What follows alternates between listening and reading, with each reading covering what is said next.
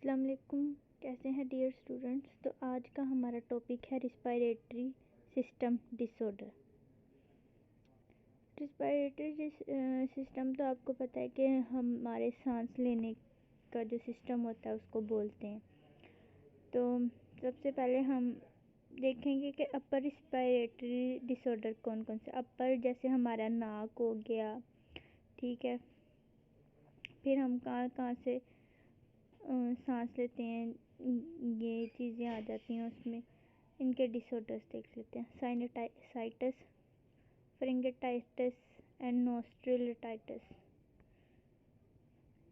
Objectives: define sinus, tissue of sinus, physiology of sinus, define sinusitis, cause of sinusitis, sign and symptom, diagnosis, medical management, nursing management. Sinus क्या होती हैं? Sinuses एक air filled space होती है हमारे school में, जो हमारे फोरहेड में नेजल बोन, चिक्स, आइज यहाँ पे लोकेट करती हैं। They are frontal sinus, ethmoid जो हमारी आंखों के पास होती है थोड़ा, उनको हम बोलते हैं एथमॉइड साइनस। मैक्सिलरी साइनस जो हमारी चिक्स के पास होती हैं, और सेफनॉइड साइनस, ठीक है। Sinuses secretes mucus. The mucus is drained into nose through its lateral wall through the opening called ostium. अब साइनस कहाँ से म्यूकस सिक्रीट करती है? ये एक ओपनिंग होती है नोज में, पिछली वाली साइड पे, साइडों की साइड पे, नोज की साइड पे, उसे हम कहते हैं ओस्टियम। अब साइनसिस का क्या काम है? ये स्कल को लाइट करती है, मतलब उसका वेट कम, जैसे हम अपना सर उठा पाते हैं तो ये उसके वज़न को कम करती है। Warm up the end humidifier the inspired air, जो अंदर आने वाली हवा आती है उसको थोड़ी वार्म करती है, ह्यूमिडिफाई करती है। Add resonance to the voice, और आवाज़ में भी मदद देती है। Types of sinuses. Frontal sinuses are filled with air-filled cavities located just behind your eyes in the eyebrow region. Ethmoid sinuses, they are located between the eyes, आंखों के दरमियान होती हैं, on the side of the septum. Maxillary sinuses within the body, maxillary bone. Sphenoid sinuses are situated back of the nose of sphenoidal bone. Sinusitis क्या होता है? Is inflammation of tissue in your sinuses, ठीक है। Inflammation हो जाना, जब ये sites आ जाता है ना, TIS, तो इसका मतलब होता है इन्फ्लेमेशन, ठीक है। ये बैक्टीरियल भी हो सकती है, वायरल भी हो सकती है। And allergy can irritated them, causing them to get blocked and filled with fluid. अब जैसे ये हमारे साइनसेस क्या काम करती है? स्कल को हमारा लाइटन करती है, उसके वज़न को कम करती है। अगर यही फ्लूइड के साथ फील्ड हो जाए और ब्लॉक्ड हो जाए तो हमें भारी भारी महसूस होगा। This can cause pressure and pain in your face, हमारे फेस में दर्द सी महसूस होगी। नज़ल कंजक्शन, मतलब स्टफ़ी नोज़ हो जाएगी। And other symptoms. Bacteria streptococcus pneumonia इसके कॉजेज़ हैं। Virus, influenza viruses, allergy, small growth lining of nose called nasal poly, a dilated septum which is shift in the nasal cavity. Sign and symptoms. Common symptom sinusitis, इनके sign symptoms क्या होंगे? एक तो stuffy nose होगी, blocked nose, मतलब इतना block हो जाएगी हमारी बंद हो जाना नाक का। थिक वाइट, येलो और green discharge from nose, nose में से वाइट, येलो, ग्रीन कलर का डिस्चार्ज निकलना, मतलब गंद निकलना, नाक का बहना। पेन इन टीथ, दांतों में दर्द होना। पेन और प्रेशर, फेस पे दबाव और प्रेशर फील होना। फीवर, बुखार का होना। हेडेक और थकावट होना। डायग्नोसिस क्या हो सकते हैं इसकी? एलर्जी टेस्ट कर सकते हैं, ब्लड टेस्ट हो सकता है, एक्सरे, MRI और CT scan overall the skull. Treatment में हम, जैसे कि हमें पता ही है बैक्टीरियल या वायरल डिजीज़ है, तो हम इसमें एंटीबायोटिक यूज़ सकते हैं, एंटीवायरल, पेन किलर, फीवर, क्योंकि इसमें फीवर भी हो सकता है तो फीवर रिलीवर, मतलब एंटीपायरेक्सिया भी यूज़ कर सकते हैं हम। Decongestant in the form of nasal spray, और जो ब्लॉक हुई होती है हमारी नाक उसके लिए नेजल स्प्रे यूज़ कर सकते हैं। एंटी एलर्जिक सर्जरी भी कर सकते हैं। इनकरेज फॉर, अब हमारा क्या काम है, जो नर्सेज हैं उनका क्या काम है, encourage for water intake to help loosen secretion. ठीक है, ज़्यादा हमें पानी का देना चाहिए, गर्म पानी का देना चाहिए पेशेंट को। Elevate the head and when lying down to relieve the stuffy nose. ठीक है, अपने सर को थोड़ा सा ऊपर रखना चाहिए जब लेटते हुए, ताकि जो हमारा स्टफी नोज है बंद हुआ हुआ नाक का वो थोड़ा हल्का महसूस करे। Administer medication just like antibiotic antiviral and और पेशेंट को मेडिसिन बतानी चाहिए, एंटीबायोटिक एंटीवायरल और painkiller. Educate the patient to avoid cold environment. अच्छा, ठंडी जगहों से पेशेंट को जाने से गुरेज करना चाहिए। अवॉइड स्मोकिंग, स्मोकिंग नहीं करनी चाहिए। और warm compressors apply in the sinus area, और गर्म चीज़ों का यूज़ करना चाहिए, कावा पीना चाहिए या स्टीम लेनी चाहिए, जिससे हमारे साइनसेस जो एयर फिल्ड होते हैं वो खुद ब खुद खुलना स्टार्ट हो जाए। Pharyngitis, pharynx is the muscle lined space that connect nose and mouth to the larynx and esophagus। ठीक है, फेरिंक्स एक ऐसी मसल लाइन स्पेस है जो नोज और माउथ को कनेक्ट करती है लिरिंग्स और एसोफेगस से। एसोफेगस हमारे पास क्या है, ईटिंग ट्यूब है। कॉमनली फेरिंक्स को हम क्या कह सकते हैं, सॉर थ्रोट। मतलब इस तरह कह सकते हैं कि जब हमें फेरिंजाइटिस हो तो इससे सॉर थ्रोट भी निकल सकता है। ठीक है, इसको फेरिंजाइटिस को बोल सकते हैं। और इन्फ्लेमेशन हो जाए फेरिंक्स को तो ये भी बोल सकते हैं इसको। कॉजेस, इसके कॉजेस क्या हैं, they are numerous viral and bacterial. अब देखो वो भी वायरल और बैक्टीरियल था और ये भी viral bacterial. They include measles, adenovirus which one of the cause of common cold. Common cold adenovirus की एक कॉज हो सकता है। चिकन पॉक्स, वूपिंग कफ, पेरिटूसिस हम बोलते हैं इसको, ग्रुप ए स्ट्रेप्टोकोकस, ये भी हम कॉज कर सकते हैं pharyngitis. Viruses are the most common cause of sore throat. Sore throat हम फेरेंजाइटिस को कहते हैं, या इन्फ्लेमेशन ऑफ फेरिंग्स फेरेंजाइटिस को भी कहा जा सकता है। ठीक है, और ज़्यादातर ये इन्फ्लुएंजा की वजह से होता है या कॉमन कोल्ड की वजह से होता है सोर थ्रोट होना।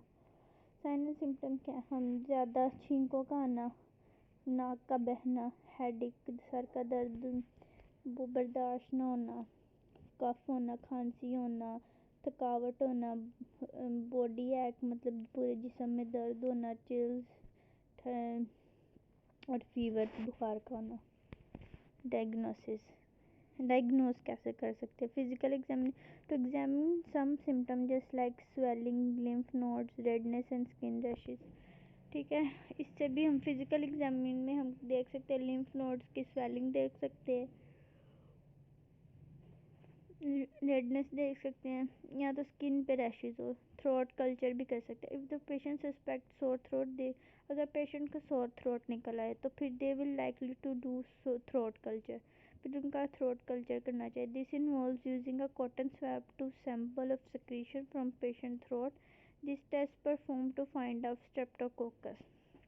ठीक है, अगर पेशेंट को सोर थ्रोट निकला है तो फिर इसका क्या कर सकते हैं कि एक हम कॉटन का मतलब कॉटन ले सकते हैं, और जो सिक्रीशन निकली है ना पेशेंट्स की थ्रोट्स के, वो उसको लेके फिर हम उसको कल्चर करके, और फिर इसके बाद अगर उसमें हमारे पास स्ट्रेप्टोकोकस बैक्टीरिया निकलता है ना हमारे पास, तो फिर इसका मतलब है कि उसे सोर थ्रोट ही हुआ है।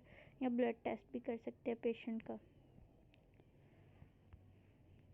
मेडिकल मैनेजमेंट, क्या मेडिकल मैनेजमेंट हो सकती है, ड्रिंकिंग, इसमें भी हम बोलेंगे कि प्लेंटी ऑफ वाटर पीना चाहिए, eating warm broth, using humidifier, resting until you feel better, pain killer देनी चाहिए, फीवर रिलीवर, एंटीपायरेक्सिया देनी चाहिए, एंटीबायोटिक्स एंटीवायरल्स देनी चाहिए।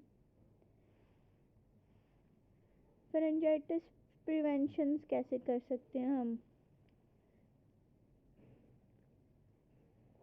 Maintain proper hygiene can prevent many cases of, मतलब हाइजीन का ख्याल रखना चाहिए, ठीक है।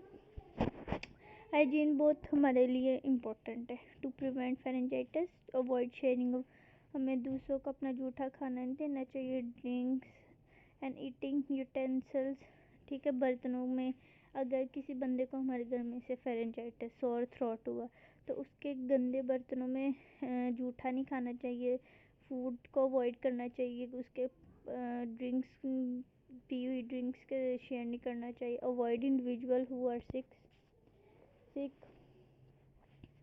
Wash your hand often, especially before eating and after coughing or sneezing. हाथों को धोना चाहिए खाने से पहले और जब आपको खांसी या स्नीजिंग हो, क्योंकि जब हम खांसते हैं तो हमारे मुंह से कुछ ऐसे वाटर ड्रॉपलेट्स निकलते हैं जिसमें मतलब ये वायरल डिजीज़ भी है, वायरस की वजह से भी फैलती है, तो इसीलिए हमें हाथ धोने चाहिए। Use alcohol based sanitizer, sanitizer का यूज़ करना चाहिए अगर सोप नहीं अवेलेबल हमारे पास। Avoid smoking and inhaling second hand smoke, vape का यूज़ नहीं करना चाहिए। नर्सिंग इंटरवेंशन, अब नर्सिंग इंटरवेंशन क्या है? एजुकेट, हाँ, हमें पेशेंट को एजुकेट करना चाहिए कि रेस्ट करे, ओरल फ्लूइड्स ले, सॉल्ट वाटर गार्गलिंग, गरारे करे, ठीक है।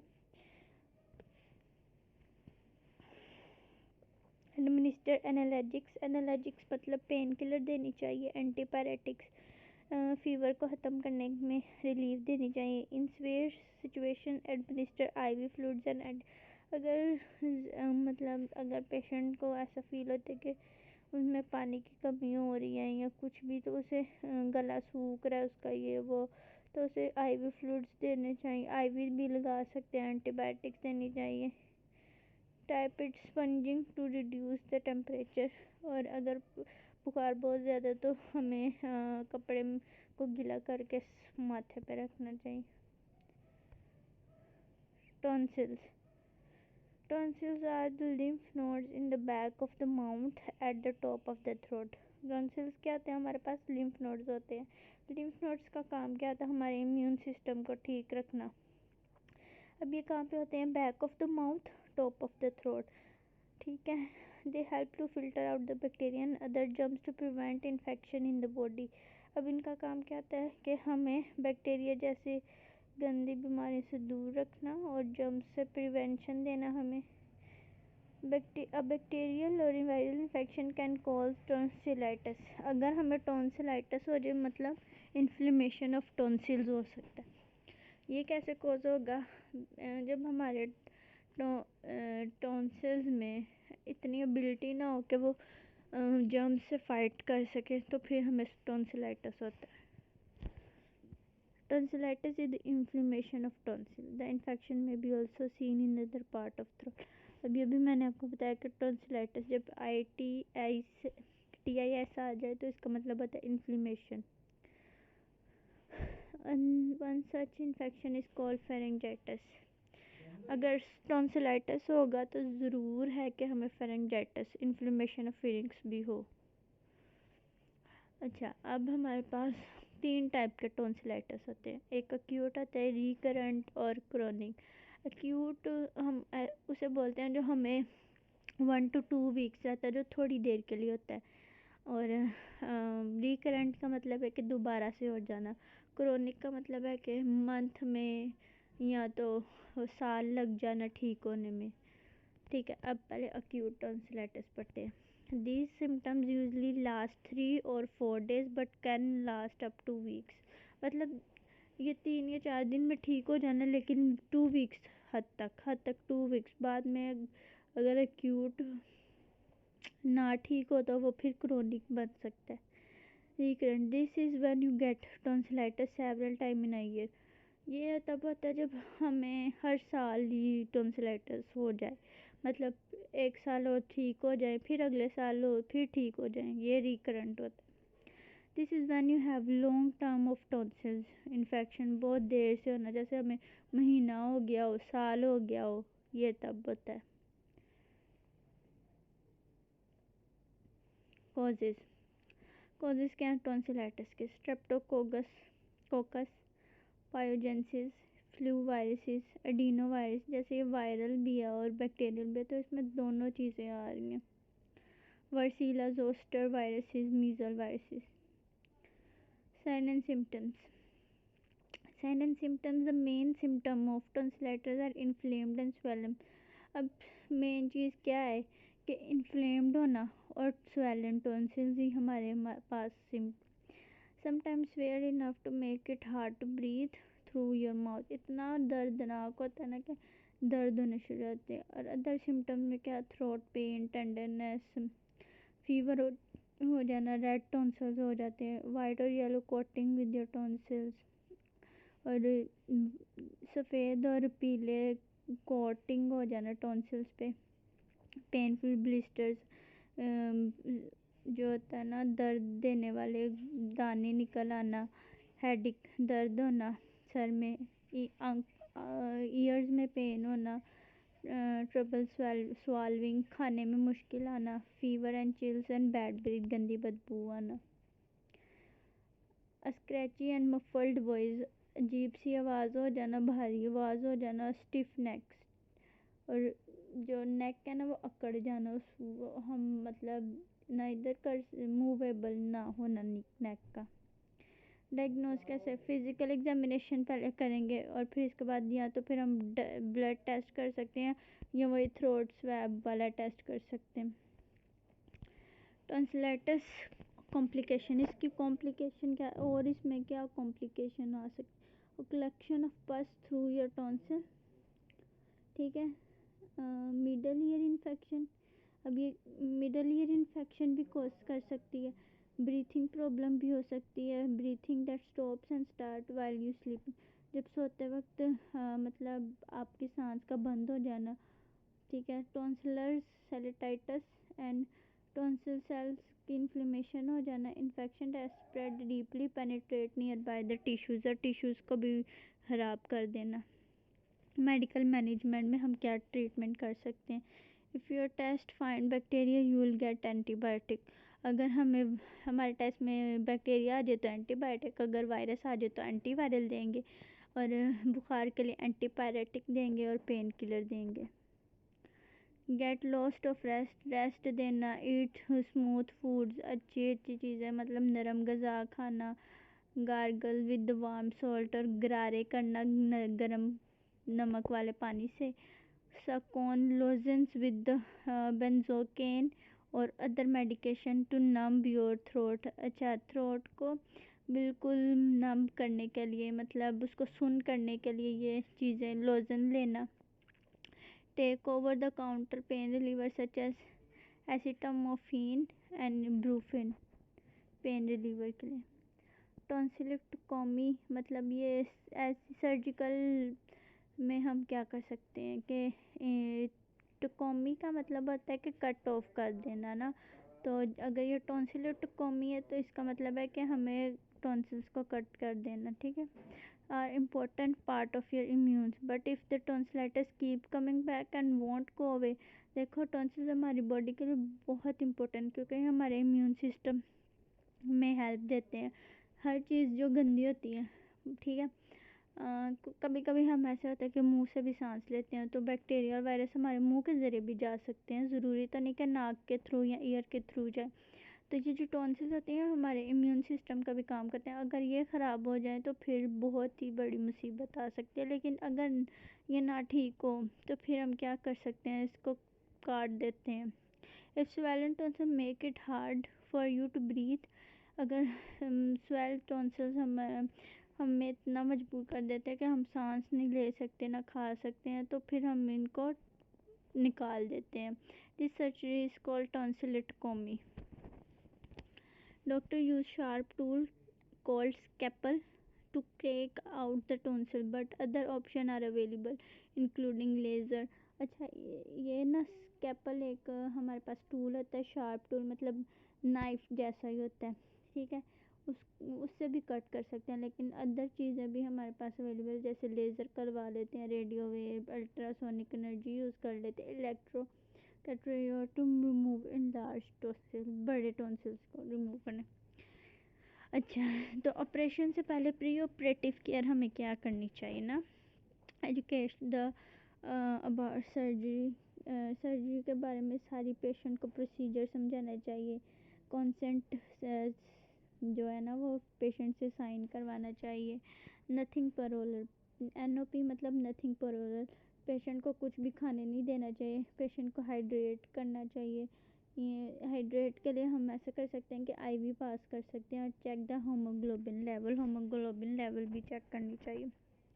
पोस्ट ऑपरेटिव, और अब ये बात है कि पोस्ट का मतलब है कि ऑपरेशन के बाद हम क्या क्या चीज़ों की मैनेजमेंट कर सकते हैं। अब जो डॉक्टर ने मेडिकेशन बोली होगी जैसे एंटीबायोटिक्स, वो पेशेंट को प्रिस्क्राइब करनी चाहिए। Check the surgery site for any bleeding, देखना चाहिए कि सर्जरी के बाद कोई एक्स्ट्रा ब्लीडिंग तो नहीं हो रही। पेन मैनेजमेंट, पेशेंट से पूछना चाहिए दर्द का कि ज़्यादा तो दर्द नहीं हो रही, फिर पेन किलर देनी चाहिए। Check the respiratory pattern, patient से पूछना चाहिए कि ब्रीथिंग तो सही तरीके से हो रही है। और break nothing per oral start oral fruit. और जो पेशेंट को हमने प्री ऑपरेटिव में बोला होता है कि नहीं कुछ खाना, उसे हम पोस्ट ऑपरेटिव में कुछ खाने पीने के लिए फ्रूट्स देने चाहिए, जैसे जूस पिला देना चाहिए, सूप, ऐसे कुछ, या आइसक्रीम खिला देनी चाहिए, नरम ग़िज़ाएँ देनी चाहिए।